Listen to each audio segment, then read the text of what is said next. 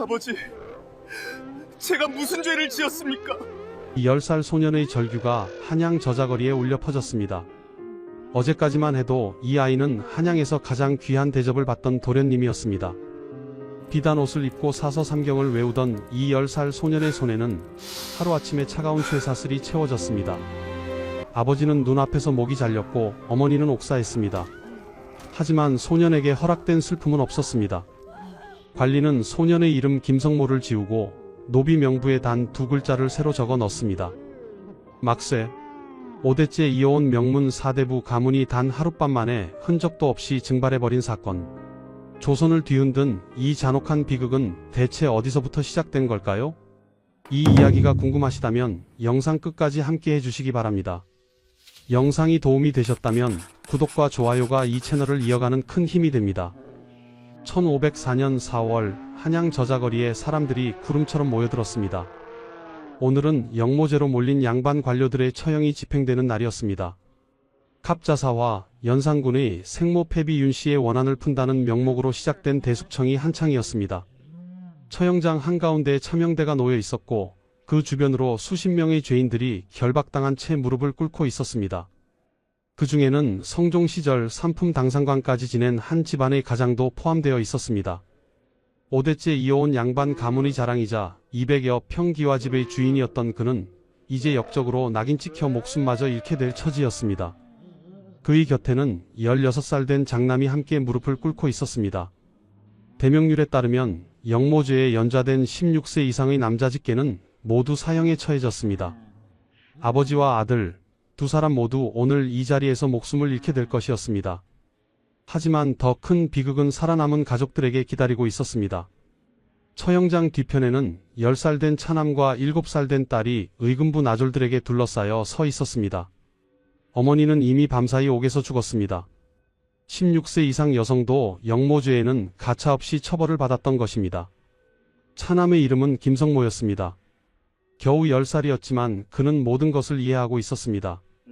며칠 전 의금부 관리가 집에 들이닥쳤을 때부터 가족의 운명이 바뀌었다는 것을 말입니다. 아버님께서 영모에 가담했다고 하나 우리 집안은 대대로 충신의 집안이옵니다. 또 어머니가 애타게 호소했지만 소용없었습니다. 연좌제 앞에서는 어떤 변명도 통하지 않았습니다. 북소리가 울리고 형리가 앞으로 나섰습니다. 역적 이 패비 윤씨의 사사에 찬성하고 성상을 속인 죄로 참형에 처한다. 칼날이 번쩍였고 피가 튀었습니다. 아버지의 목이 땅에 떨어지는 것을 10살 소년은 눈을 감지 못하고 지켜봤습니다. 이어서 16살 형의 차례가 왔습니다. 역적의 자식 이 또다시 칼날이 내려왔습니다. 두 사람의 목이 잘린 뒤 형조 관리가 차남과 딸에게 다가왔습니다.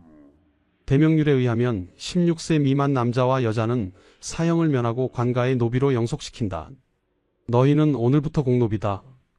그 말과 함께 문서 하나가 펼쳐졌습니다. 장혜원에서 작성한 노비 명부였습니다.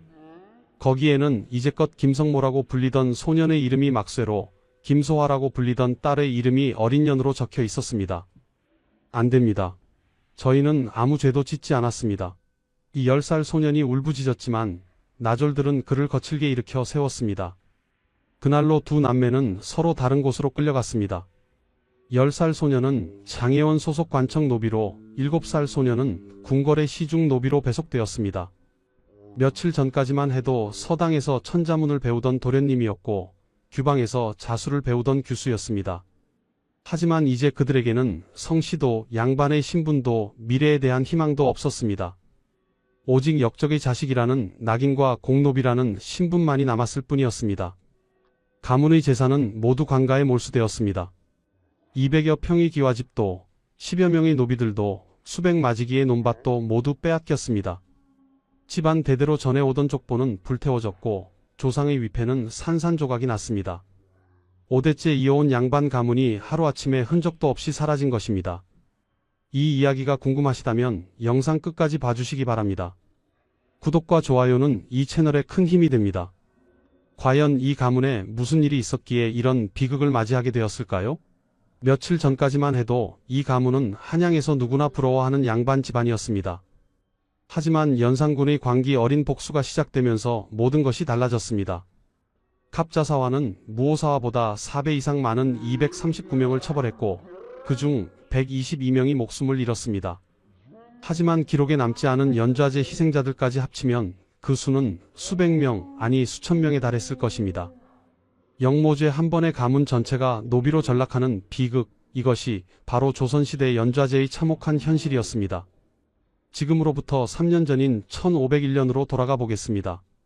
한양 북촌에 자리 잡은 한 양반 저택의 아침이 밝아오고 있었습니다. 200여 평 규모의 기와집은 사랑채, 안채, 행랑채가 모두 갖춰진 제법 규모 있는 집이었습니다. 대문 밖에는 이호참 봉댁이라고 적힌 문패가 당당하게 걸려 있었습니다. 이 집의 주인은 성종 시절 성균관을 나와 천봉직을 지낸 양반이었습니다. 조부는 성종 때 삼품 당상관까지 오른 인물이었고 증조부 때부터 벼슬을 지낸 5대째 양반 가문이었습니다. 집안에는 10여 명의 노비가 있었는데 그중 3명은 집에서 함께 기거하는 솔고 노비였고 나머지 7명은 주인의 땅을 경작하는 외고 노비였습니다. 외고 노비들은 매년 신공으로 쌀과 배를 바쳤고 그 덕분에 이 집안은 먹고 사는데 아무런 걱정이 없었습니다. 아침 해가 떠오르자 사랑채에서 글 읽는 소리가 들려왔습니다.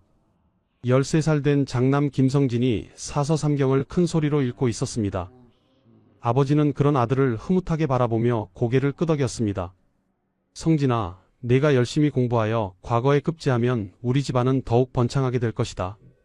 장남은 이미 몇 년 전부터 훈장에게 글을 배우고 있었고 내년쯤이면 소과 시험에 응시할 계획이었습니다. 그의 꿈은 조부처럼 당상관이 되어 집안의 영광을 다시 세우는 것이었습니다. 안채에서는 10살 된 차남 김성모가 형을 따라 글 공부를 하고 있었습니다. 형만큼 총명하지는 못했지만 그 역시 훗날 과거에 응시하여 벼슬길에 오르기를 꿈꾸고 있었습니다. 안채 깊숙한 곳에 있는 규방에서는 7살 된 딸 김소화가 어머니에게 자수를 배우고 있었습니다. 소화야, 여자는 집안을 잘 돌보는 것이 가장 중요한 덕목이란다. 바느질을 잘 배워두어야 훗날 시집가서도 인정받는 며느리가 될 수 있느니라.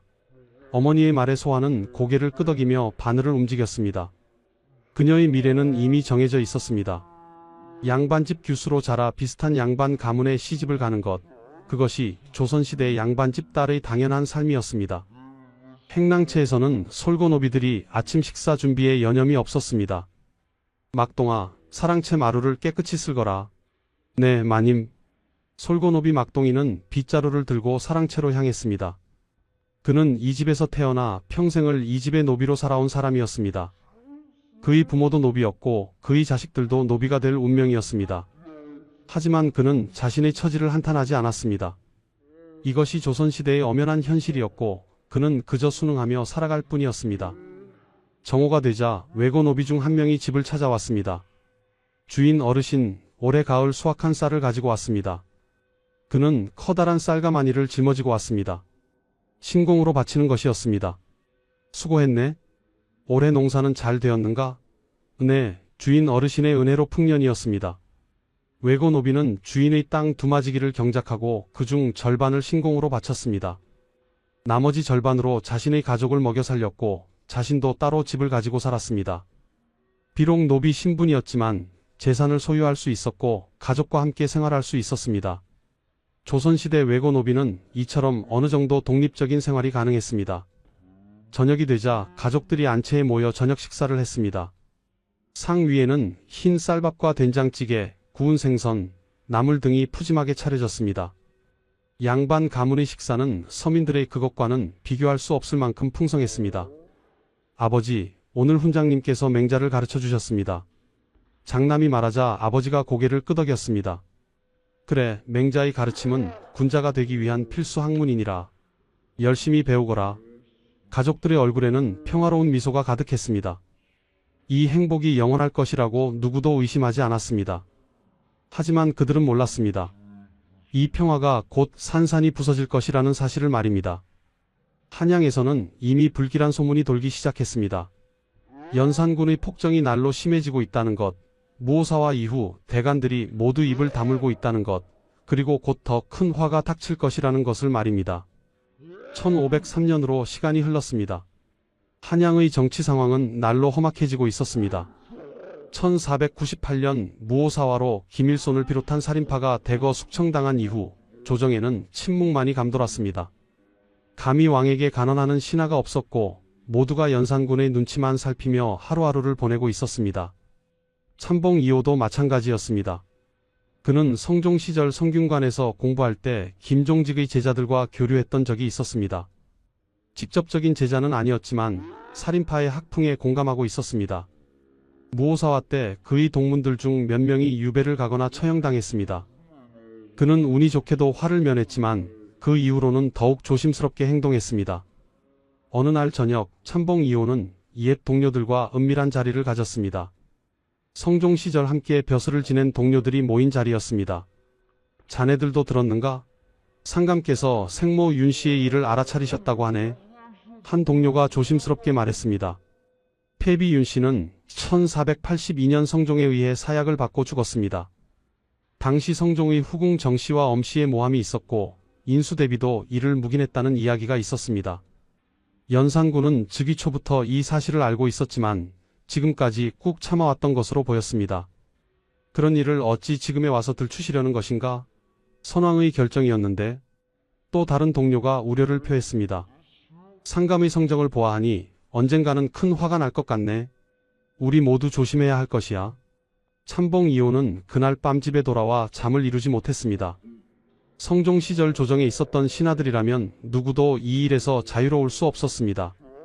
비록 자신은 하급 관리에 불과했지만 당시 조정에 있었다는 사실만으로도 연루될 수 있었습니다. 그는 아내에게 말했습니다. 여보, 혹시 무슨 일이 생기거든 아이들만은 꼭 지켜주시오. 아내는 남편의 걱정스러운 표정을 보며 불안해했습니다. 무슨 일이 있으려고 그러십니까? 아무 일 없기를 바라야지요. 다만 요즘 조정 분위기가 심상치 않아서 그렇소. 하지만 그의 불안은 기우가 아니었습니다. 1504년 3월 드디어 사건이 터졌습니다. 연산군이 손녀를 후궁으로 보내라는 명을 내렸지만 경기관찰사 홍기달이 이를 거부했습니다. 연산군은 크게 노하여 홍기달을 유배 보냈고 이것이 갑자사화의 도화선이 되었습니다. 왕을 능멸하는 풍습을 척결하겠다. 이 연산군의 광기 어린 선언이 있은 후 조정은 공포에 떨기 시작했습니다. 3월 20일 밤 연산군은 창경궁에서 성종의 후궁 정씨와 엄씨를 직접 구타했습니다. 두 사람은 그 자리에서 죽었고 시신은 찢겨져 산과들에 버려졌습니다. 이복 동생인 안양군과 봉안군도 참형당했습니다. 이것은 시작에 불과했습니다. 4월이 되자 연산군은 폐비 윤씨의 사사에 관여한 모든 신하의 명단을 보고하라고 명했습니다. 예조 판서였던 이세좌는 사약을 들고 간 장본인이라는 이유로 즉시 사형당했습니다. 당시 영의정이었던 윤필상, 좌의정이었던 이극균도 참형에 처해졌고 그들의 시신은 능지처참되어 사방에 돌려졌습니다. 이미 죽은 한명회, 정창손, 한치영, 심해 등은 부관 참시되었습니다. 무덤을 파헤쳐 시신을 끄집어내어 목을 베는 것이었습니다. 참봉 이호도 명단에 올랐습니다. 그는 당시 성종의 결정에 반대하지 않았다는 이유로 영모에 가담한 것으로 간주되었습니다. 사실 그는 너무 하급 관리여서 그런 중대사의 의견을 말할 처지도 아니었지만 연산군에게는 그런 것이 중요하지 않았습니다. 조정에 있었다는 것 자체가 죄였습니다. 1504년 4월 10일 밤 참봉 이호의 집에 의금부 나졸들이 들이닥쳤습니다. 참봉 이호를 체포한다. 칼을 찬 나졸들이 사랑채로 뛰어들었습니다. 참봉 이호는 이미 이날이 올 것을 예감하고 있었습니다. 그는 저항하지 않고 순순히 결박을 당했습니다. 아버님, 장남 김성진이 울부짖으며 달려들었지만 나졸들에게 밀쳐났습니다. 여봐라, 이 집안 식구들도 모두 잡아들여라. 나졸의 명령에 따라 어머니와 세 자식 모두 밧줄로 묶였습니다. 13살 장남, 10살 차남, 7살 딸이 모두 한꺼번에 끌려갔습니다. 우리 집안은 5대째 충신의 집안이옵니다. 아버님께서는 아무 죄도 없으십니다. 어머니가 애타게 호소했지만 나졸들은 귀를 막았습니다. 닥치시오. 역적의 가족이 무슨 변명을 하느냐. 의금부 옥에 갇힌 가족들은 서로 다른 방에 감금되었습니다. 대명률에 따르면 영모죄는 가장 무거운 죄였습니다. 본인은 능지처참, 16세 이상의 아들과 손자는 모두 참형, 15세 이하의 아들과 손자, 어머니와 딸, 처와 첩, 며느리는 공신가에 노비로 주었습니다. 참봉 이호는 옥에서 국문을 받았습니다. 내가 성종 10년 패비 윤씨를 사사할 때 조정에 있었느냐? 그러하옵니다만 소인은 미천한 참봉에 불과하여 그러한 중대사에 관여할 처지가 못 되었사옵니다. 변명하지 마라. 네가 반대하지 않았다는 것은 찬성한 것과 같다. 국문관의 고함 소리가 울렸습니다. 얼마 후 형조에서 판결이 내려졌습니다. 참봉 이호는 영모에 가담한 죄로 참형에 처한다. 장남 김성진은 16세 미만이나 내년이면 16세가 되므로 참형에 처한다. 어머니는 역적의 처로서 참형에 처한다. 차남 김성모와 딸 김소환은 16세 미만이므로 공노비로 영속시킨다. 이 판결은 대명률의 규정을 그대로 따른 것이었습니다. 하지만 실제로는 법전보다 더 가혹했습니다. 연산군은 두 차례의 사화에서 나이나 성별을 따지지 않고 모조리 죽이는 경우가 많았습니다. 참봉 2호의 가족은 그나마 법전대로 처벌받은 경우였습니다. 4월 13일 가족들은 마지막으로 만날 수 있었습니다. 참봉 2호는 세 자식을 옥중에서 불렀습니다. 성진아, 성모야, 소아야. 아버지의 목소리는 떨렸습니다. 아버지는 내일 죽을 것이다. 성진이도 함께 갈 것이고 13살 장남은 눈물을 흘렸습니다. 아버님, 제가 무슨 죄를 지었습니까? 저는 아직 아무것도 하지 못했는데 왜 저를 죽이는 것입니까? 이것이 연좌제다. 아버지의 죄가 자식에게까지 미치는 것이니라. 하지만 성모와 소아는 살 수 있다. 아버지는 차남과 딸을 바라보며 말을 이었습니다. 너희는 노비가 될 것이다. 노비요? 이 10살 차남이 놀란 표정으로 아버지를 바라봤습니다. 그렇다. 공노비로 영속될 것이다. 하지만 살아있다는 것만으로도 감사해야 한다. 살아난 거라. 살아서 언젠가는 이 원한을 풀어야 한다. 아버님, 내 말을 명심하거라. 너희는 죄가 없다. 비록 노비가 되더라도 너희의 고귀한 양반 혈통을 잊지 마라. 5대째 이어온 우리 집안의 자랑을 마음속 깊이 새겨두어라. 아버지의 마지막 말을 듣고 차남은 눈물을 흘렸습니다. 7살 딸은 무슨 일인지 제대로 이해하지 못한 채 아버지를 바라보기만 했습니다. 다음날 아침 참봉 2호와 장남 김성진 그리고 어머니가 저자거리로 끌려갔습니다. 그들의 마지막 순간이 다가오고 있었습니다. 1504년 4월 14일 한양 저자거리는 사람들로 가득 찼습니다. 갑자사화로 처형당하는 역적들을 구경하기 위해 모인 군중들이었습니다. 참형대 위에는 이미 여러 명의 목이 놓여 있었습니다.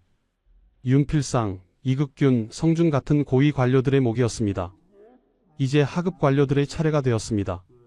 역적 참봉 2호, 역적의 자식 김성진, 역적의 처를 참형에 처한다. 북이 울리고 형리가 앞으로 나섰습니다.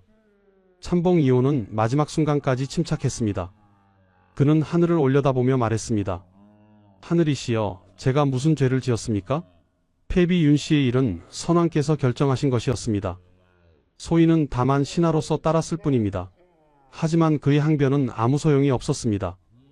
칼날이 번쩍이고 그의 목이 땅에 떨어졌습니다. 이어서 13살 장남 김성진의 차례가 되었습니다. 소녀는 떨리는 목소리로 외쳤습니다. 저는 아직 과거도 보지 못했습니다. 저는 아직 아무것도 하지 못했습니다. 군중들 사이에서 동정의 목소리가 들렸습니다. 저리 어린아이를 왜 죽이는 것인가? 하지만 연산군의 명은 절대적이었습니다. 형리는 주저하지 않고 칼을 내렸습니다. 13살 소년의 목이 잘렸습니다. 그는 꿈꾸던 과거 시험도 당상관이 되는 꿈도 이루지 못한 채 세상을 떠났습니다. 어머니의 차례가 되었습니다. 그녀는 이미 모든 것을 체념한 표정이었습니다. 남편과 장남이 죽는 것을 지켜본 그녀에게 더 이상 삶의 의미는 없었습니다. 성모야, 소아야, 살아난 거라. 그녀의 마지막 말이 끝나기도 전에 칼이 내려왔습니다. 처형장 뒤편에서 이 모든 것을 지켜보던 10살 차남과 7살 딸은 울음을 터뜨렸습니다. 아버지, 형님, 어머니. 하지만 의금부 나졸들은 그들을 끌어당겼습니다. 더 이상 보지 마라. 너희는 이제 공노비다. 형조 관리가 문서를 펼쳤습니다. 장애원에서 작성한 노비 문서였습니다. 거기에는 두 남매의 새로운 이름이 적혀 있었습니다. 막쇠와 어린년. 양반의 성씨를 가진 김성모와 김소환은 더 이상 존재하지 않았습니다. 이제 그들은 성도 없는 천민, 공노비 막쇠와 어린년이 되었습니다. 막쇠는 장혜원 소속 관청 노비로 어린 년은 궁궐 시중 노비로 배속한다. 그 말과 함께 두 남매는 서로 다른 나졸들에게 끌려갔습니다. 누나, 성모야. 서로의 이름을 부르며 손을 뻗었지만 그들의 손은 닿지 않았습니다. 그날 이후 두 남매는 다시는 서로를 만날 수 없었습니다.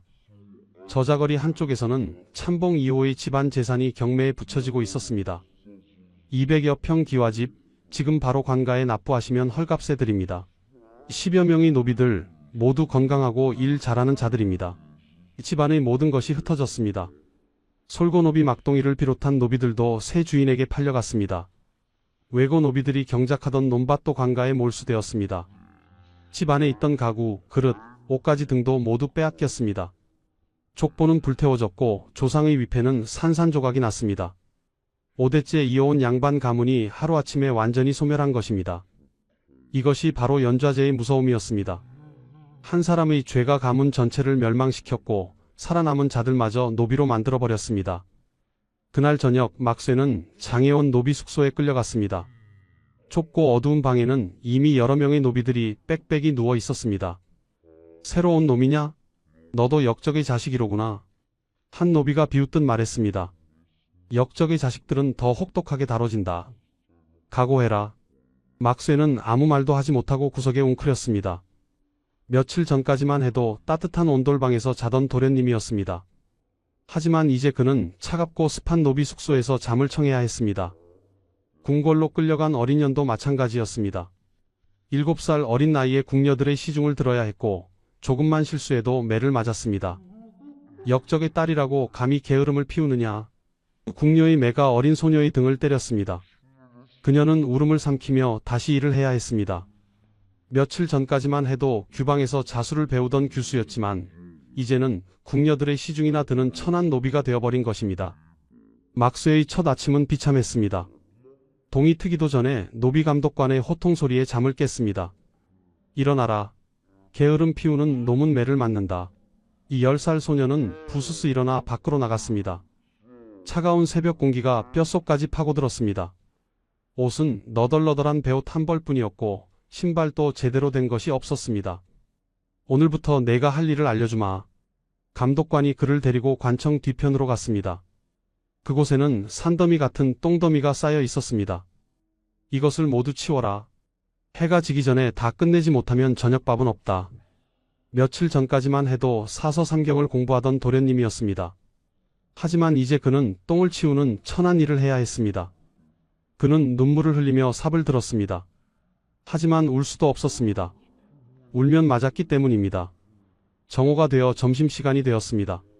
노비들에게 주어진 것은 썩은 좁쌀밥과 김치 한 조각뿐이었습니다. 양반집에서 먹던 흰 쌀밥과는 비교할 수 없는 형편없는 음식이었습니다. 하지만 배가 고팠던 막쇠는 그것마저도 감사하게 먹어야 했습니다. 야, 새끼야. 내가 역적의 자식이라며? 한 노비가 다가와 그의 밥그릇을 빼앗았습니다. 이런 좋은 밥은 역적의 자식이 먹을 게 아니지. 막쇠는 밥그릇을 빼앗긴 채 배를 골아야 했습니다. 공노비는 사노비보다 더 비참했습니다. 사노비는 주인이 있어서 그나마 보호를 받을 수 있었지만 공노비는 주인이 없었습니다. 관청에서 일하는 노비들이었고 감독관들은 그들을 함부로 대했습니다. 특히 역적의 자식이라는 낙인이 찍힌 노비는 더욱 가혹한 대우를 받았습니다. 저녁이 되어 막쇠는 겨우 일을 끝냈습니다. 온몸이 땀과 오물로 범벅이 되었고 손에는 물집이 잡혔습니다. 하지만 쉴 틈도 없었습니다. 내일은 관청 마루를 닦아라. 모레는 장작을 패라. 매일매일 다른 일이 주어졌고 모든 일은 고되고 힘든 것들 뿐이었습니다.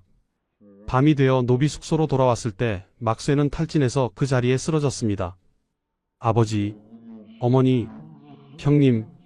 그는 죽은 가족들을 떠올리며 눈물을 흘렸습니다. 하지만 눈물을 흘려도 아무것도 달라지지 않았습니다. 이것이 그의 새로운 삶이었고 평생 이렇게 살아야 했습니다. 공노비의 신부는 세습되었습니다. 공노비가 낳은 자식도 공노비였고 그 손자도 공노비였습니다. 대대손손 노비로 살아가는 것, 이것이 연좌제로 노비가 된 자들의 운명이었습니다. 궁궐의 어린 년도 비슷한 처지였습니다.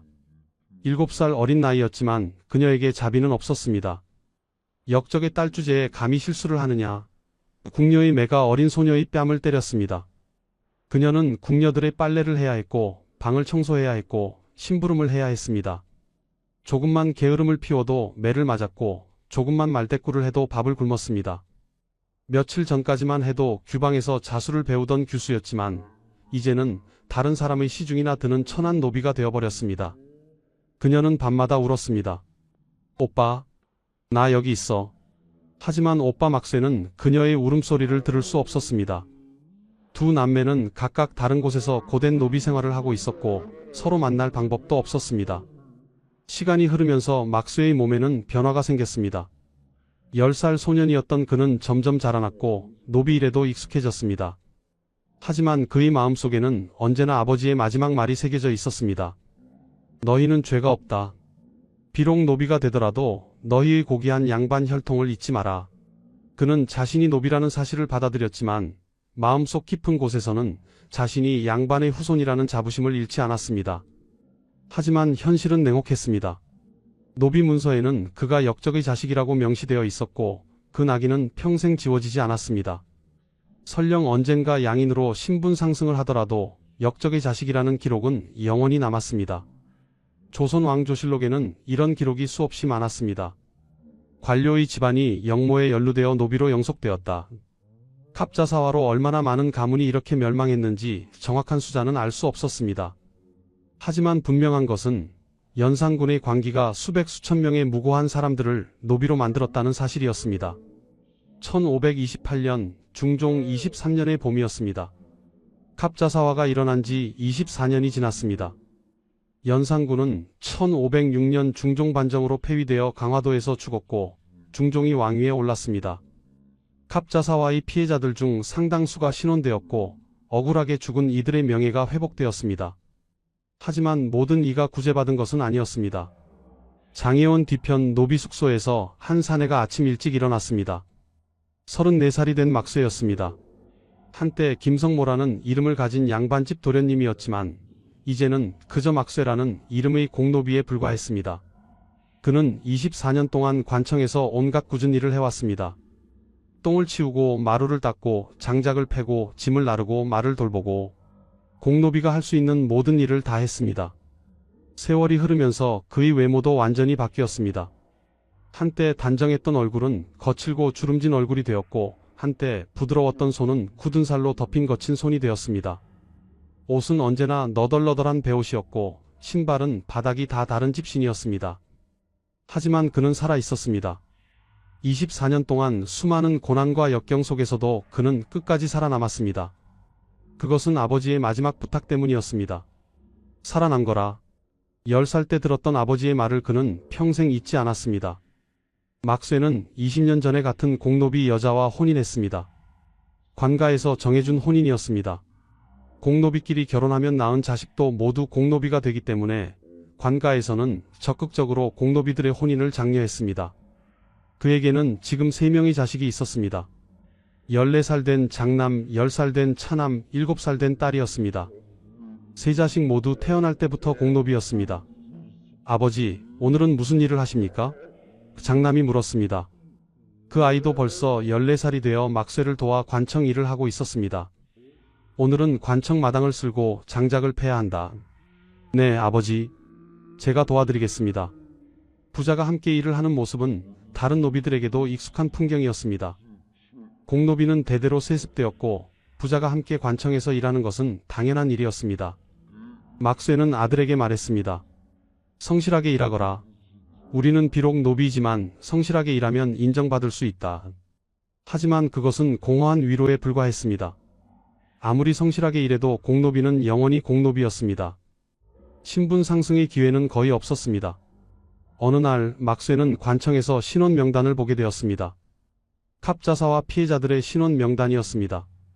중종이 왕위에 오른 후 억울하게 죽은 이들의 명예를 회복시켜 주었던 것입니다. 막쇠는 명단을 훑어보았습니다. 윤필상, 이극균, 성준, 이세좌, 김갱필 수십 명의 이름이 적혀 있었습니다. 하지만 그의 아버지 이름은 없었습니다. 참봉 2호는 너무 하급 관리여서 신원 대상에도 포함되지 못한 것입니다. 아버지, 막쇠는 눈물을 흘렸습니다. 24년이 지났지만 아버지는 여전히 역적으로 남아 있었고 그 자신도 여전히 역적의 자식이라는 낙인을 달고 살아야 했습니다. 신원되지 못한다는 것은 복권되지 못한다는 뜻이었습니다. 살아남은 가족들이 노비 신분에서 벗어날 기회도 없다는 뜻이었습니다. 궁궐에서는 어린 년도 여전히 노비 생활을 하고 있었습니다. 31살이 된 그녀는 이제 중년 여인이 되어 있었습니다. 그녀도 10년 전에 같은 공노비 남자와 혼인했고 2명의 자식을 낳았습니다. 그 자식들도 모두 공노비였습니다. 24년 동안 그녀는 오빠 막쇠를 단 한 번도 만나지 못했습니다. 어디에 있는지도 몰랐고 살아있는지조차 알 수 없었습니다. 그녀는 가끔 어린 시절을 떠올렸습니다. 200여 평 기와집의 규방에서 자수를 배우던 시절, 어머니가 다정하게 바느질을 가르쳐 주시던 시절, 아버지가 과거 공부를 하는 오빠들을 흐뭇하게 바라보시던 시절. 하지만 그것은 이제 아득한 꿈처럼 느껴졌습니다. 현실은 차가웠습니다. 그녀는 공노비였고 그녀의 자식들도 공노비였고 그녀의 손자들도 공노비가 될 것이었습니다. 대대손손 노비로 살아가는 것, 이것이 연좌제 희생자들의 운명이었습니다. 막쇠는 어느 날 밤 아들에게 물었습니다. 우리 집안이 원래 어떤 집안이었는지 아느냐? 아닙니다, 아버지. 우리는 원래 양반이었다. 5대째 이어온 양반 가문이었지. 아들은 놀란 표정으로 아버지를 바라보았습니다. 양반이라니요? 우리가요? 그렇다. 내 할아버지는 참봉이셨고 증조 할아버지는 상품 당상관이셨다. 하지만 갑자사화 때 모든 것을 잃었고 우리는 노비가 되었다. 막쇠는 아들에게 가문의 역사를 들려주었습니다. 하지만 아들은 믿기 어렵다는 표정이었습니다. 하지만 아버지, 우리는 노비인데요? 그렇다. 우리는 지금 노비다다. 하지만 우리의 혈통만은 고귀하다는 것을 잊지 마라. 막쇠의 말에 아들은 고개를 끄덕였지만 그의 눈빛에는 회의가 서려 있었습니다. 24년 동안 노비로 살아온 막쇠조차도 양반이었던 시절이 점점 희미해지고 있었는데 태어날 때부터 노비였던 아들에게 양반 혈통이 무슨 의미가 있겠습니까? 1528년 어느 날 막쇠는 장혜원에서 오래된 문서를 정리하다가 한 권의 책을 발견했습니다. 조선 왕조실록의 일부였습니다. 그는 몰래 책장을 넘겨보았습니다. 거기에는 갑자사화에 대한 기록이 상세히 적혀 있었습니다. 1504년 4월 연산군이 태비 윤씨의 원한을 갚는다는 명목으로 신하들을 대거 숙청하였다.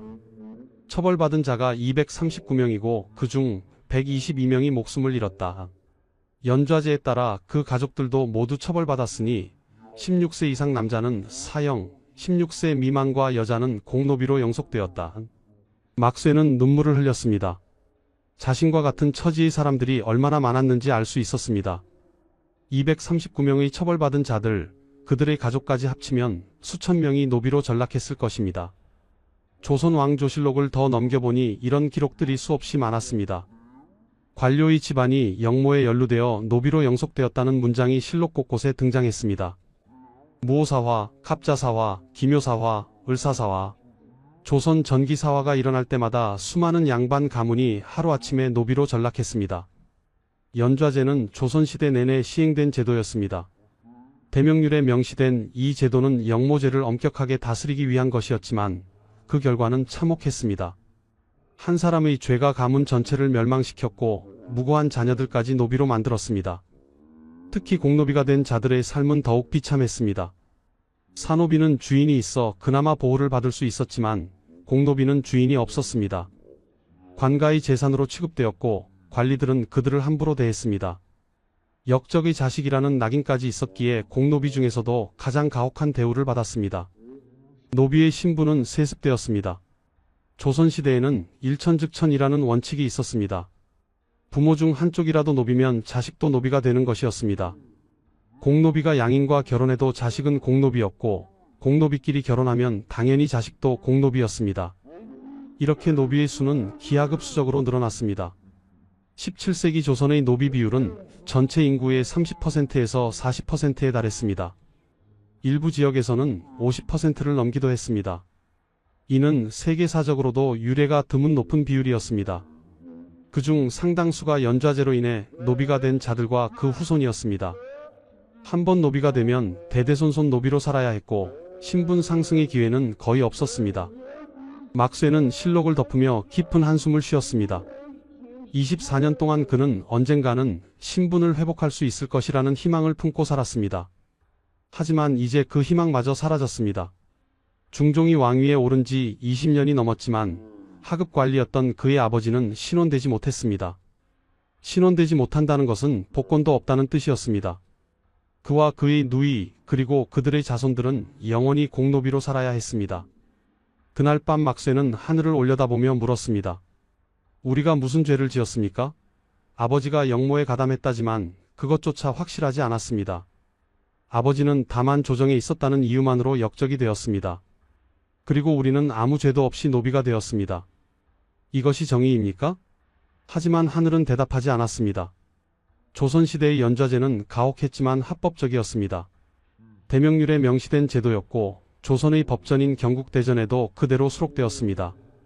왕도 신하들도 이 제도를 당연하게 여겼습니다. 영모는 왕조의 근간을 흔드는 가장 큰 죄였고 그에 대한 처벌은 가혹해야 마땅하다고 생각했습니다. 하지만 그 가혹함은 무고한 가족들에게까지 미쳤습니다. 10살 소년이 무슨 죄가 있어 노비가 되어야 했습니까? 7살 소녀가 무슨 죄가 있어 평생 천한 일을 해야 했습니까? 그들은 단지 역적의 자식이라는 이유만으로 모든 것을 잃었습니다. 양반의 신분도 성씨도 미래에 대한 희망도 모두 빼앗겼습니다. 세월은 계속 흘렀습니다. 1801년 순조 1년에 마침내 큰 변화가 일어났습니다. 정순왕후 김씨의 명으로 공노비 제도가 폐지된 것입니다. 전국에 있던 6만 6천여 명의 공노비가 해방되었습니다. 하지만 이것은 너무 늦은 조치였습니다. 갑자사화가 일어난 지 297년이 지난 후였습니다. 막쇠와 그의 누이는 이미 오래전에 세상을 떠났습니다. 그들의 자식들도 손자들도 증손자들도 대부분 세상을 떠났습니다. 고손자 세대가 되어서야 공노비에서 해방된 것입니다. 하지만 그들에게도 역적의 자손이라는 기록은 남아 있었습니다. 노비 문서에는 그들이 어떤 경위로 노비가 되었는지 상세히 기록되어 있었고 그 기록은 영원히 지워지지 않았습니다. 연좌제는 조선 후기로 가면서 점점 완화되었습니다. 1801년 공노비 제도가 폐지된 이후 영모죄에 대한 처벌도 본인과 직계 가족에게만 국한되었습니다. 그리고 1894년 갑 5개혁으로 신분제가 완전히 폐지되면서 연좌제도 역사 속으로 사라졌습니다. 하지만 그 제도가 남긴 상처는 깊었습니다. 수백 년 동안 수많은 가문이 연좌제로 인해 멸망했고 수십만 명의 사람들이 노비로 전락했습니다. 그들의 한과 원망은 역사 속에 고스란히 남아 있습니다. 조선 왕조실록 곳곳에 등장하는 관료의 집안이 영모에 연루되어 노비로 영속되었다는 문장은 그들의 비극을 증언하고 있습니다. 막쇠가 평생 간직했던 아버지의 마지막 말을 다시 떠올려 봅니다. 너희는 죄가 없다. 비록 노비가 되더라도 너희의 고귀한 양반 혈통을 잊지 마라. 하지만 양반 혈통이 무슨 소용이 있었습니까? 그것은 노비 생활의 고통을 조금도 덜어주지 못했습니다. 오히려 과거의 영광을 기억하게 함으로써 현재의 비참함을 더욱 고통스럽게 만들었을 뿐입니다. 조선시대 연좌제의 진정한 비극은 여기에 있었습니다. 무고한 자들에게 죄를 씌우고 그들의 미래를 송두리째 빼앗았다는 것입니다. 한 사람의 죄가 가문 전체를 노비로 만들었고 그 노비 신분은 대대손손 세습되었습니다.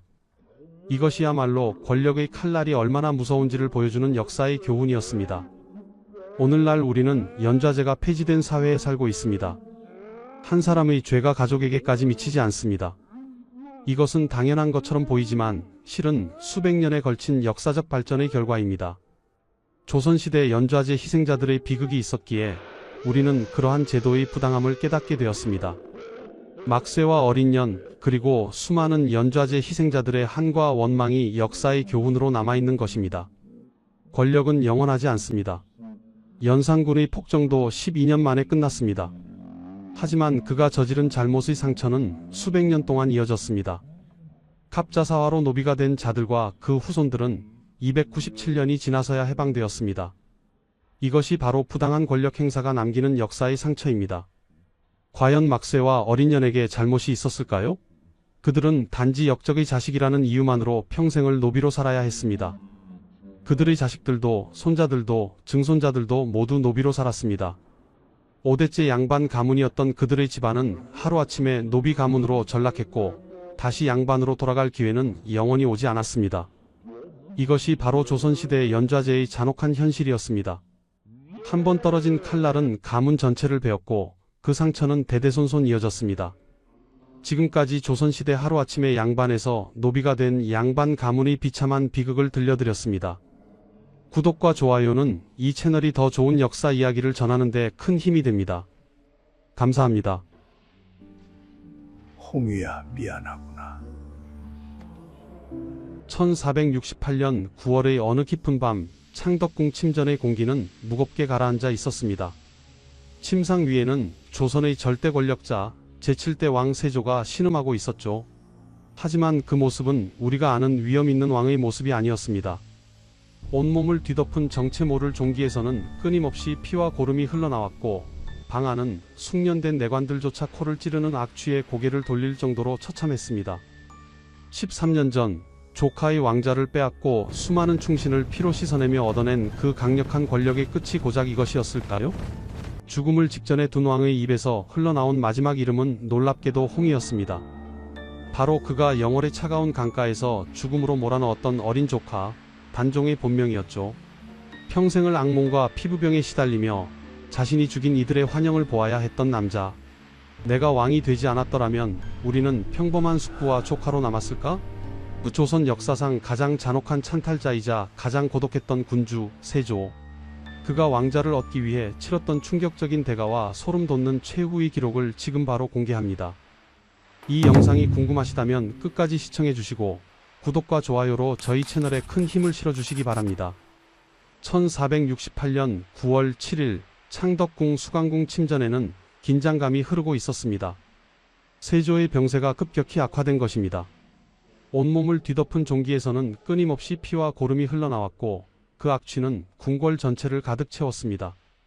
신하들은 차마 가까이 다가서지 못했고 어이들조차 속수무책이었습니다. 51세의 나이 13년간 왕위에 있었지만 단 하루도 편히 잠들지 못했던 세조는 이제 생의 마지막을 맞이하고 있었습니다. 아바마마, 몸을 추스르십시오. 조금만 더 버티십시오. 19세의 세자 해양대군이 눈물로 호소했지만 세조는 고개를 저었습니다. 아니다. 더 이상 시간이 없다. 당장 양위식을 준비하라.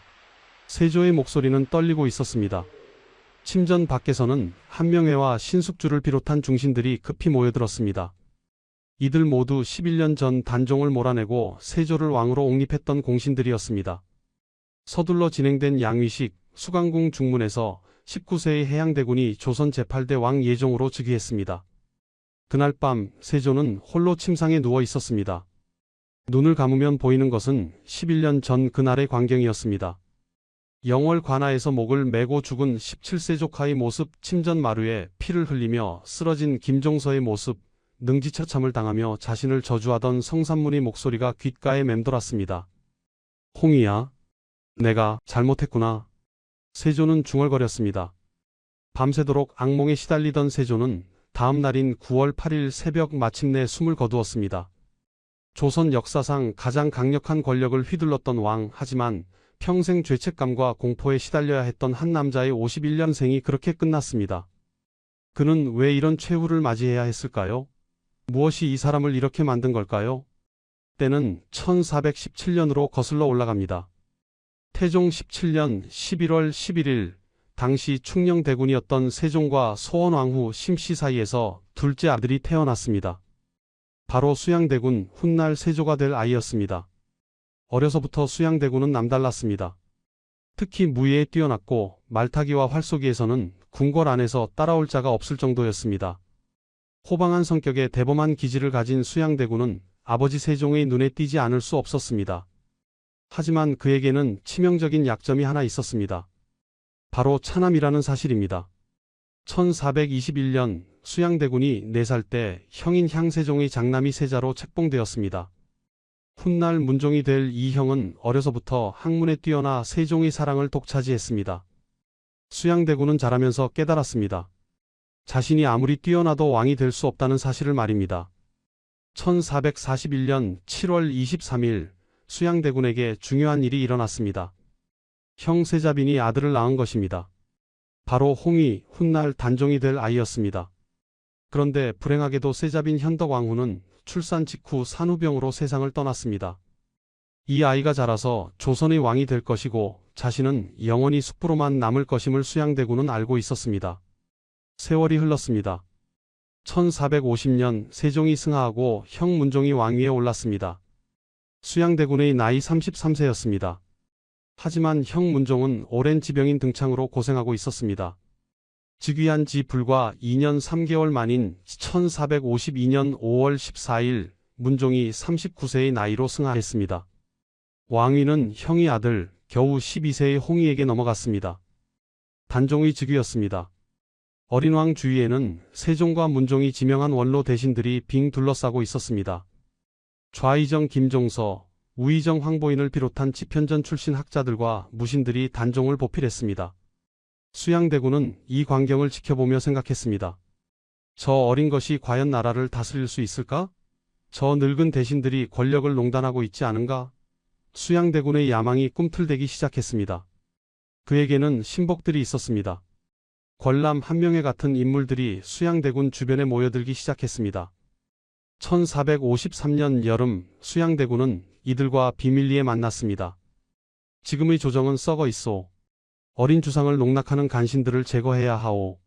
한명회가 조심스럽게 말했습니다. 대군마마, 때가 무르익었습니다. 수양대군은 창밖을 바라보며 결심했습니다. 그해 10월 운명의 밤이 다가오고 있었습니다. 하지만 그때는 아무도 몰랐습니다. 이 선택이 어떤 결과를 가져올지 수양대군 자신도 그 누구도 예상하지 못했던 비극이 시작되려 하고 있다는 것을 말입니다. 1453년 10월 10일 밤 한양의 거리는 고요했습니다. 하지만 곧 이 고요는 비명으로 찢어질 것이었습니다. 수양대군은 신복 무사들을 이끌고 움직이기 시작했습니다. 첫 번째 목표는 좌의정 김종서의 집이었습니다.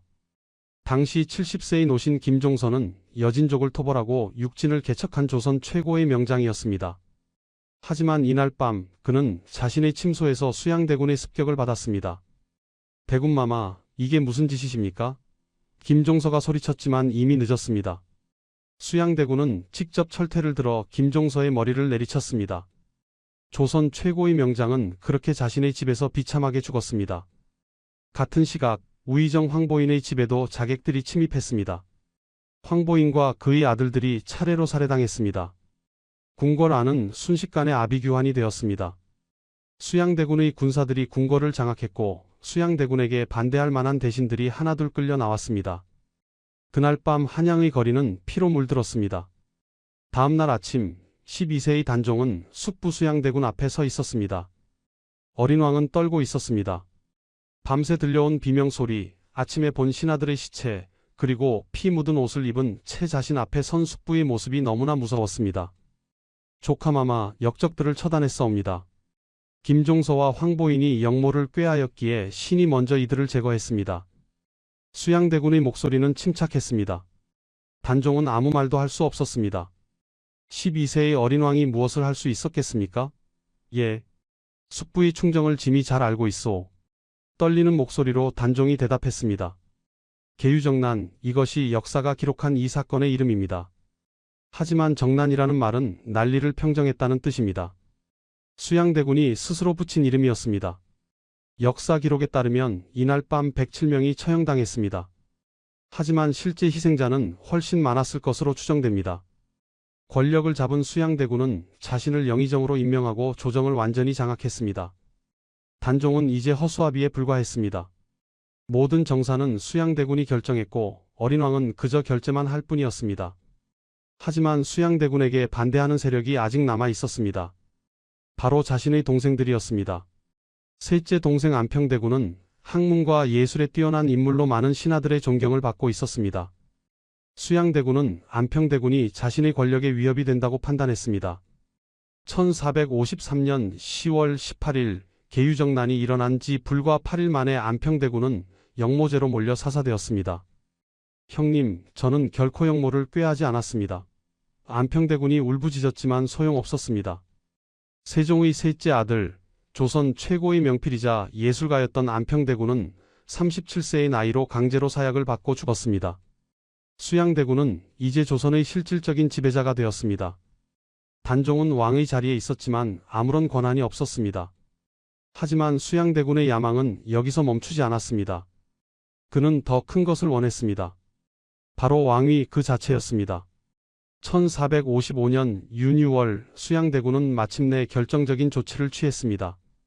단종의 넷째 숙부인 금성대군과 단종을 어릴 때부터 돌봐온 혜빈 양씨가 역모를 꾀했다는 명목으로 이들을 유배 보낼 것을 요구했습니다. 조정 대신들은 일제히 이에 찬성했습니다. 모두 수양대군의 신복들이었기 때문입니다. 15세의 단종은 궁지에 몰렸습니다. 자신을 지켜줄 사람은 아무도 없었습니다. 대신들은 모두 숙부 편이었고 어머니는 이미 오래전에 돌아가셨으며 할아버지 세종도 아버지 문종도 모두 세상을 떠났습니다. 조카마마, 이제 짐을 내려놓으시는 것이 어떻겠습니까? 수양대군의 목소리에는 협박이 섞여 있었습니다. 단종의 눈에서 눈물이 흘러내렸습니다. 하지만 15세의 어린 왕이 무엇을 할 수 있었겠습니까? 숙부께서 왕위를 이어주시기 바랍니다. 떨리는 목소리로 단종이 말했습니다. 1455년 윤유월 11일 근정전에서 양위식이 거행되었습니다. 15세의 단종은 상왕이 되었고 38세의 수양대군이 조선 제7대 왕 세조로 즉위했습니다. 단종은 수강궁으로 옮겨졌습니다.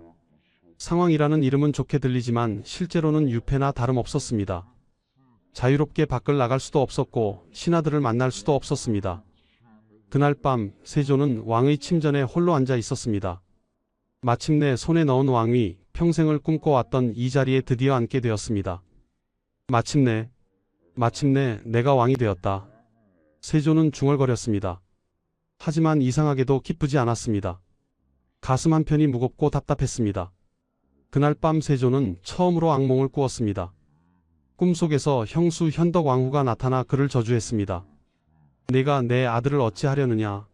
현덕왕후의 목소리가 귓가에 맴돌았습니다. 세조는 식은땀을 흘리며 깨어났습니다. 이것이 악몽의 시작이었습니다. 이날 이후 세조는 밤마다 악몽에 시달렸고 평생 편히 잠들지 못했습니다. 한편 조정의 분위기는 싸늘했습니다. 표면적으로는 모두 세조를 축하했지만 속으로는 달랐습니다. 특히 집현전 학자 출신들은 세조의 찬탈을 인정할 수 없었습니다. 성삼문, 박팽년, 하위지, 이계, 유성원, 유웅부 이들은 세종과 문종의 은혜를 입은 인물들이었고 어린 원손을 보호하라는 유언을 받은 신하들이었습니다. 참고 또 참아야 합니다. 때가 올 것입니다. 성삼문이 동지들에게 말했습니다. 상황을 복위시킬 날이 반드시 올 것입니다. 이들은 비밀리에 모여 계획을 세우기 시작했습니다. 세조는 이런 분위기를 느끼고 있었습니다. 왕이 되었지만 불안했습니다. 언제 누가 자신을 공격할지 알 수 없었습니다. 그래서 더욱 강력한 통치를 했습니다. 집현전을 폐지하고 경연을 정지시켰습니다. 반대할 만한 세력을 미리 제거하려 한 것입니다. 하지만 세조가 아무리 조심해도 막을 수 없는 일이 일어나려 하고 있었습니다. 충신들의 마지막 저항이 시작되려 하고 있었습니다. 1456년 6월 세조 즉위 1년이 지났습니다. 표면적으로는 모든 것이 평온해 보였습니다. 하지만 수면 아래에서는 거대한 폭풍이 준비되고 있었습니다. 성삼문, 박팽년, 이계, 하위지, 유성원, 유웅부 이들은 모두 집현전 학사 출신의 뛰어난 인재들이었습니다. 세종 시절부터 나라를 위해 헌신했고 문종으로부터 어린 원손을 보호하라는 유언을 받은 충신들이었습니다. 참고 또 참았습니다. 1년을, 2년을. 성삼문의 목소리는 떨리고 있었습니다. 매일 아침 어전에 나아가 절을 올려야 했습니다. 그 얼굴을 보며 신하라 불러야 했습니다. 하지만 우리는 알고 있습니다. 저분은 진정한 왕이 아니라는 것을. 이들은 비밀리에 만나 계획을 세웠습니다. 1456년 6월 명나라 사신 윤봉 등이 조선에 왔습니다. 세조는 이들을 환영하기 위해 창덕궁에서 연회를 베풀기로 했습니다. 상왕 단종도 이 자리에 참석할 예정이었습니다. 성삼문은 이 기회를 놓치지 않기로 했습니다. 그의 아버지 성승과 유웅부가 벼룬검왕을 호위하는 무사으로 배치되었기 때문입니다. 계획은 간단했습니다. 연회 도중 벼룬검들이 세조와 그의 두 아들의 경세자 해양대군을 제거하고 단종을 복위시키는 것이었습니다. 6월 1일 그날이 바로 우리가 충절을 증명할 날입니다. 박팽년이 말했습니다. 나라를 바로 세우고 진정한 왕을 복위시킬 것입니다. 하지만 이들 중 한 명이 계획을 배신했습니다. 김질이었습니다. 그는 장인 정창손에게 이 계획을 말했고 정창손은 급히 세조에게 고변했습니다. 1456년 6월 1일 밤 연회가 시작되기 직전 세조는 모든 것을 알게 되었습니다. 감히 과인을 해하려 했단 말이냐. 세조는 분노로 떨었습니다. 곧바로 성산문을 비롯한 관련자들이 체포되었습니다. 국문이 시작되었습니다. 세조는 직접 성산문을 신문했습니다. 그대가 나에게 이미 신이라 칭했는데 지금 와서 비록 그렇게 부르지 않는다 한들 무슨 소용이 있느냐? 세조가 물었습니다. 나는 상황의 신하이지 나으리의 신하가 아닙니다. 충청감사로 있을 때 한 번도 신자를 쓴 적이 없습니다. 성산문이 당당히 대답했습니다. 세조는 성산문이 충청감사 시절 올린 장계를 모두 확인했습니다.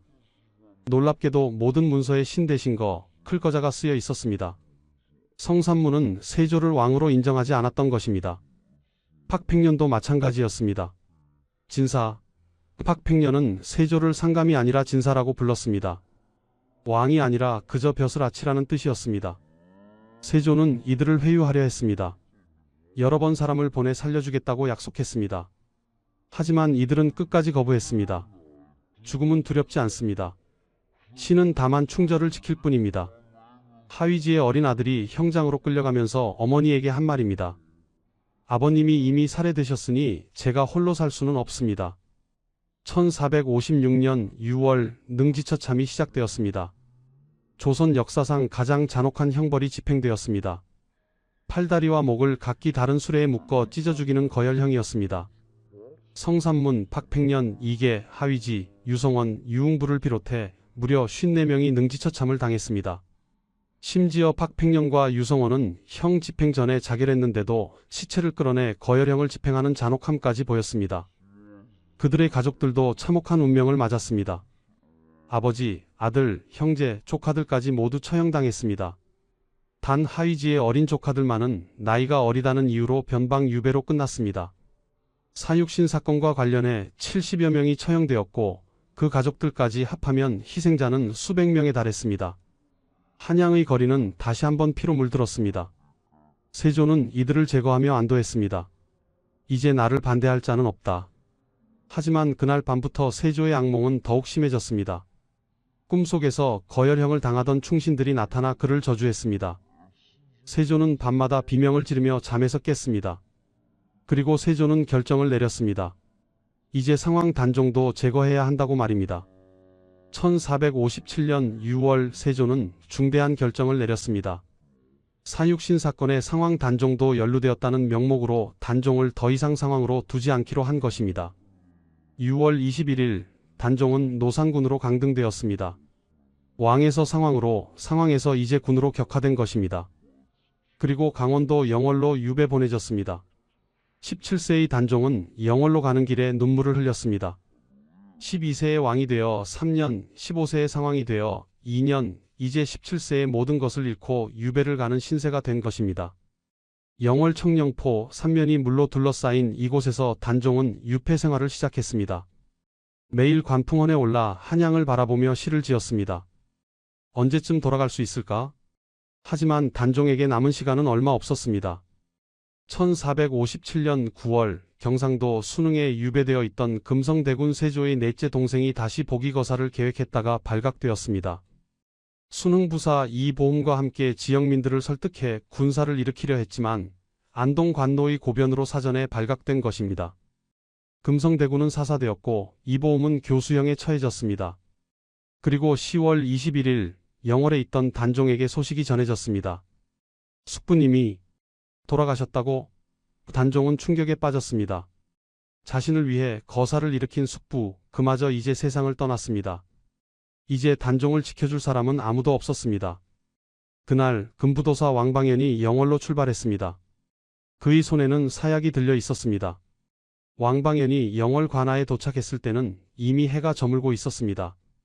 단종은 왕방연이 온 이유를 알고 있었습니다. 왕방연, 그대가 나를 죽이러 왔구나. 단종의 목소리는 담담했습니다. 왕방연은 단종 앞에 무릎을 꿇었습니다.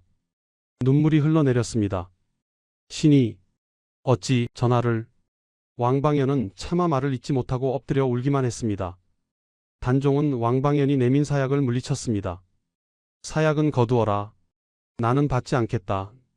세조실록에는 단종이 목을 메어 스스로 죽었다고 기록되어 있습니다.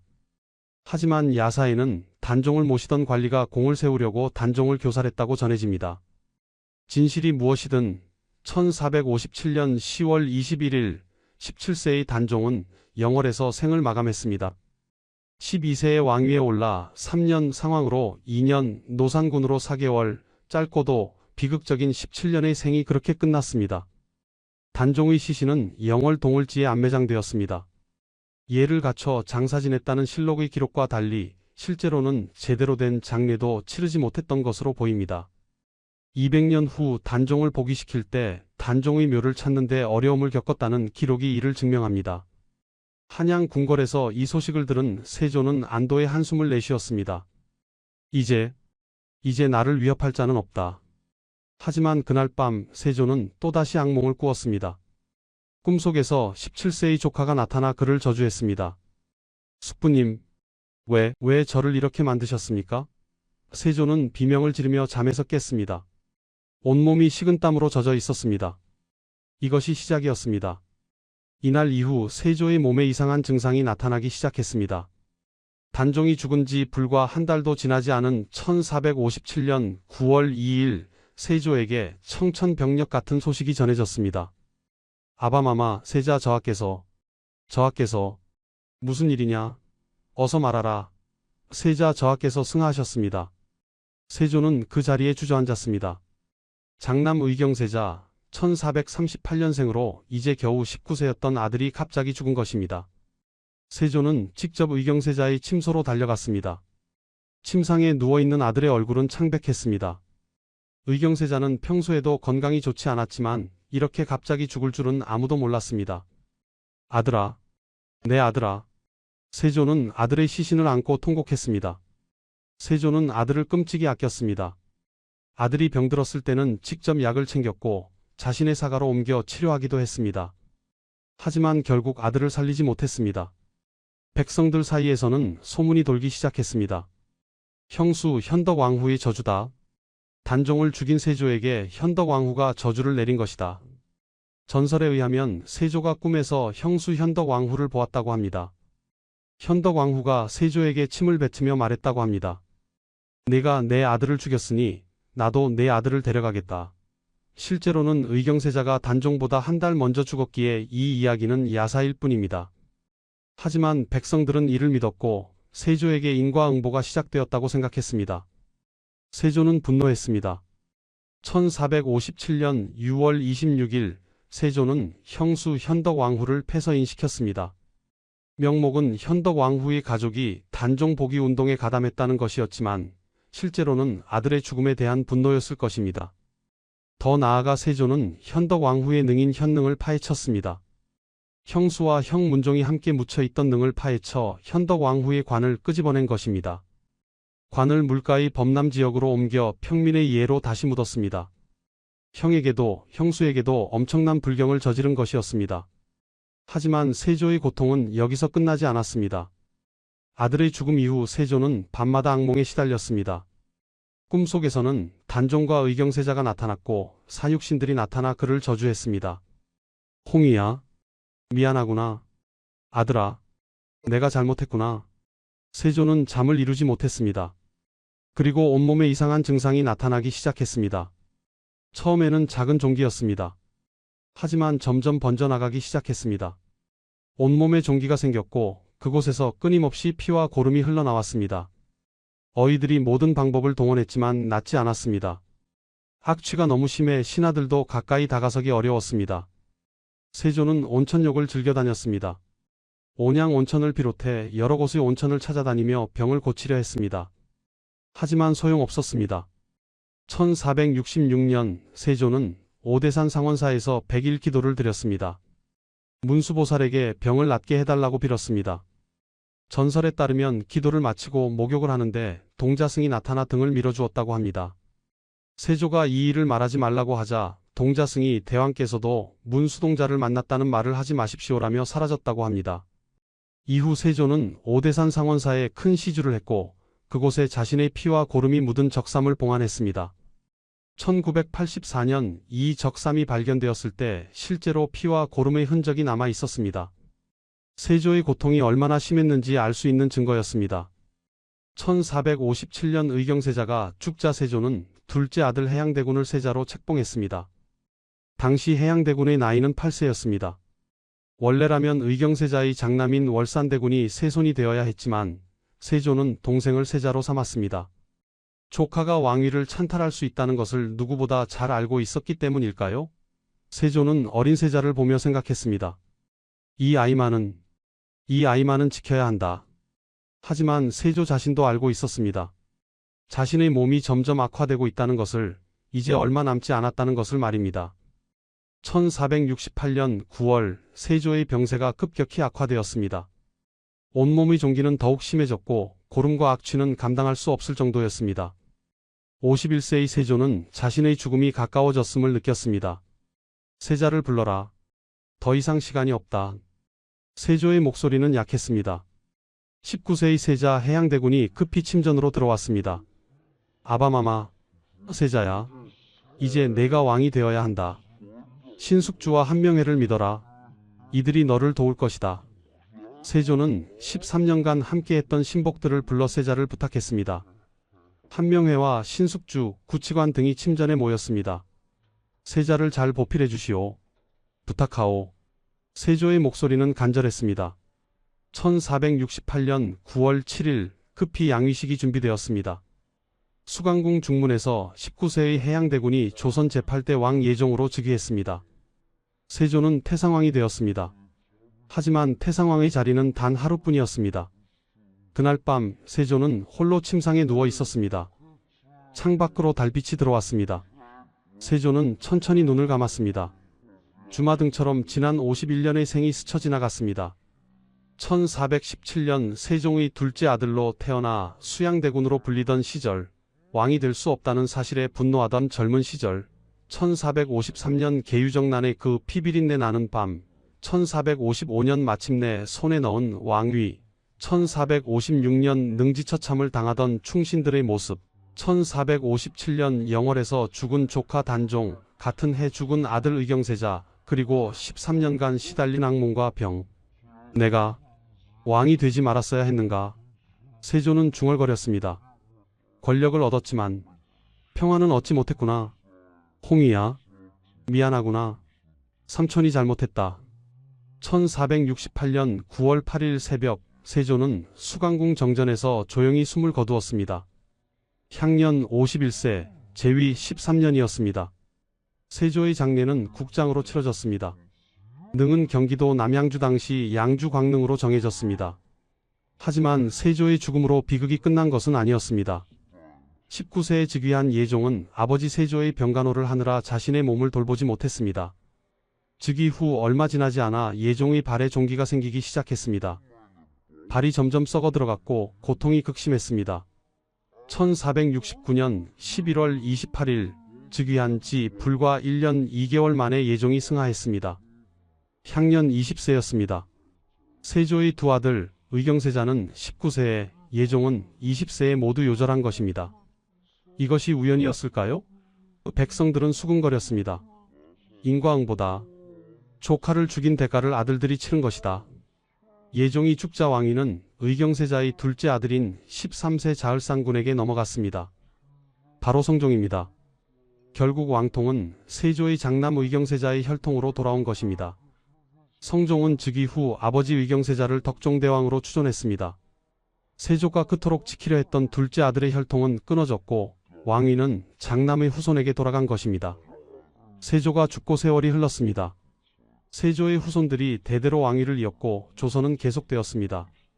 하지만 영월에 묻혀있던 단종의 이야기는 결코 잊히지 않았습니다. 영월 백성들은 단종이 묻힌 곳을 기억하고 있었습니다. 비록 공식적으로는 노산군의 묘라고 불렸지만 그들은 단종을 왕으로 생각했습니다. 1541년 단종이 죽은 지 84년이 지난 중종 36년의 일입니다.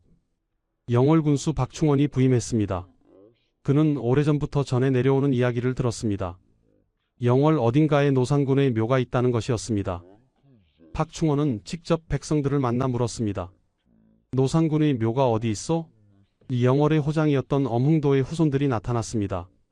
저희 선조 엄흥도께서 단종대왕의 시신을 수습하여 동을지산에 모셨습니다. 박충원은 그곳으로 가보았습니다. 허름한 무덤이 하나 있었습니다. 풀이 무성하게 자라 있었고 비석도 없었습니다. 84년 동안 아무도 돌보지 않은 무덤이었습니다. 박충원은 눈물을 흘렸습니다.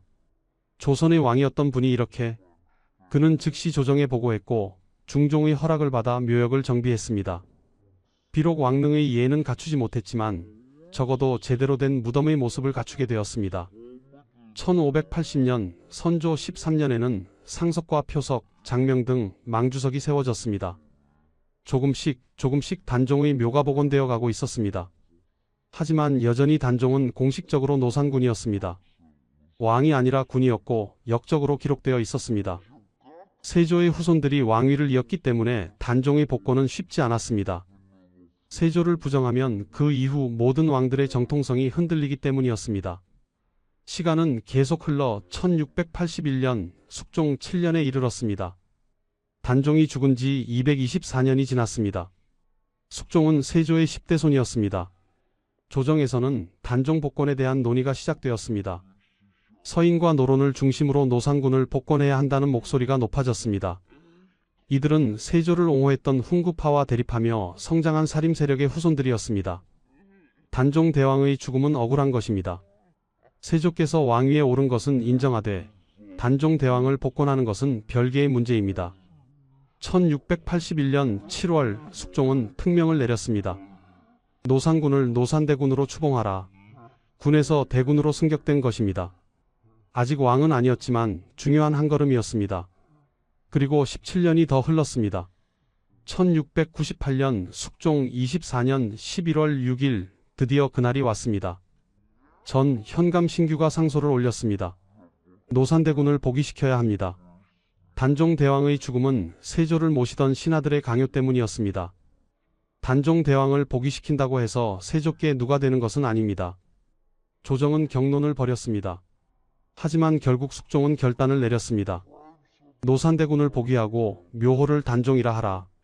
그리고 능호를 장능이라 하라. 1698년 11월 6일 단종은 정식으로 조선의 왕으로 복권되었습니다. 죽은 지 241년 만의 일이었습니다. 예를 지키고 의를 잡는다는 뜻의 단종이라는 묘호를 받았습니다. 정식 시호는 단종공의 온문 순정 안장경 순도뇨 대왕이었습니다. 단종비 송씨에게도 정순왕후라는 시호가 내려졌습니다. 그리고 사육신도 복권되었습니다. 성삼문, 박팽년, 이계, 하위지, 유성원, 유웅부 이들에게 관직이 회복되었고 충신으로 기록되었습니다. 노산군 일기는 단종실록으로 이름이 바뀌었습니다. 단종의 묘인 장릉을 조성하기 위해 조정에서 직관들을 보냈습니다. 그런데 놀라운 일이 일어났습니다. 직관들이 묘를 살펴보니 이미 그 자리가 천하의 명당이었던 것입니다. 1457년 영월 호장 엄흥도가 급히 묻었던 그 자리가 이미 최고의 명당이었습니다. 이장할 필요가 없습니다. 이미 최고의 자리에 계십니다. 그래서 묘는 그대로 두고 능의 제도만 정비했습니다. 단종의 시신을 수습했던 엄흥도에게도 상이 내려졌습니다. 그의 후손들에게 벼슬이 주어졌고 죽은 엄흥도에게는 공조판서의 벼슬이 추중되었습니다. 1877년 고종 14년에는 충의공이라는 시호까지 받았습니다. 영월의 미천한 호장이 정승의 벼슬을 받은 것입니다. 그의 충절을 후세가 얼마나 높이 평가했는지 알 수 있습니다. 숙종은 왜 단종을 복권시켰을까요? 물론 정치적 이유도 있었습니다. 서인과 노론의 입김이 작용했고 훈구파 세력을 견제하려는 의도도 있었습니다. 하지만 더 근본적인 이유가 있었습니다. 바로 정의와 도덕의 회복이었습니다. 조선은 성리학을 국가 이념으로 삼은 나라였습니다. 유교의 가장 중요한 가치는 인의예지였습니다. 그런데 세조의 찬탈은 이 모든 가치를 부정하는 것이었습니다. 조카에게서 왕위를 빼앗고 충신들을 죽이고 마침내 조카까지 죽인 것은 어떤 명분으로도 정당화될 수 없었습니다. 241년이 걸렸지만 결국 역사는 정의를 회복했습니다. 단종은 왕으로 복권되었고 충신들은 명예를 되찾았습니다. 그리고 세조는 비록 왕으로 인정받았지만 역사는 그를 찬탈자로 기록했습니다. 지금도 영월에 가면 장릉이 있습니다. 매년 단종제가 열리고 수많은 사람들이 찾아와 단종을 추모합니다. 청령포에는 단종이 유배 생활을 했던 흔적이 남아있고 관풍원에는 단종이 지었던 시가 새겨져 있습니다. 사육신의 묘도 각지에 남아있고 그들을 기리는 사당이 세워져 있습니다. 그들의 후손들은 지금도 그 충절을 자랑스럽게 여깁니다. 반면 세조의 광릉은 조용합니다. 왕릉으로서의 격식은 갖추고 있지만 사람들의 발길은 많지 않습니다. 그리고 사람들은 세조를 이야기할 때 항상 단종을 죽인 왕이라고 말합니다. 권력을 얻었지만 명예를 잃었고 왕위를 차지했지만 역사의 심판을 피할 수 없었습니다. 241년이 걸렸지만 정의는 결국 승리했습니다. 역사는 승자의 기록이 아니라 진실의 기록이라는 것을 증명했습니다. 여러분은 어떻게 생각하십니까? 권력이 영원할 수 있을까요? 모든 선택에는 대가가 따릅니다. 세조는 왕자를 얻었지만 그 대가로 평생의 고통과 두 아들의 요절, 그리고 역사의 부정적 평가를 받아야 했습니다. 단종은 17세의 짧은 생을 살았지만 241년 후 정의를 되찾았고 500년이 지난 지금까지도 사람들의 추모를 받고 있습니다. 역사는 결국 진실을 기록합니다. 그리고 정의는 비록 늦더라도 반드시 실현됩니다. 이것이 단종과 세조의 이야기가 우리에게 남긴 교훈입니다. 지금까지 왕이 되려고 조카를 죽인 세조, 왕자를 얻고 평생을 후회한 세조의 이야기였습니다. 영상이 도움이 되셨다면 구독과 좋아요 부탁드립니다. 다음에 또 만나요.